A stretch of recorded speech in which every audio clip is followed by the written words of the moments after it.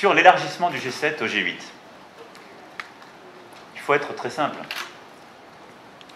Nous étions un G8 jusqu'au début 2014. Et il y a eu une décision collective de revenir à un format à 7, et donc pour un temps donné, de ne plus avoir autour de la table la Russie. Pourquoi? Parce que la Russie avait envahi l'Ukraine, et qu'il y a un processus mis en place à Minsk, celui des accords de Minsk, qui devait être respecté. Et donc je pense qu'aussi longtemps que ces accords et ce processus ne sont pas respectés, quelle serait la cohérence de dire on élargit à la Russie? Si ce n'est de dire, cette enceinte se paye de mots.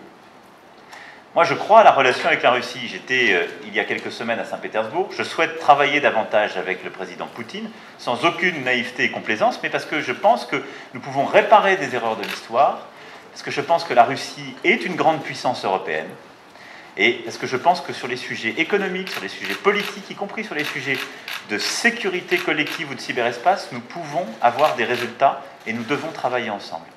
Et je souhaite qu'on puisse, pour la décennie à venir, concevoir une nouvelle stratégie avec la Russie. Donc je crois beaucoup à cette relation stratégique et je vais continuer de m'y investir. Mais aussi vrai que je crois à cette nouvelle articulation, à avoir donc une autre approche au niveau bilatéral, à essayer de renouveler nos débats au niveau européen. J'essaie d'être cohérent. Ce qu'on peut parfois reprocher au G7, c'était dit par votre confrère, c'est dire, c'est ce qui est tout à fait vrai, ça n'est pas juridiquement contraignant.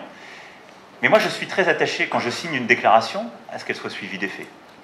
Et donc, ça fait 4 ans que le G7 dit on veut bien élargir, si et seulement si les accords de Minsk sont respectés. Et donc, on le fera, mais si et seulement si ils sont respectés.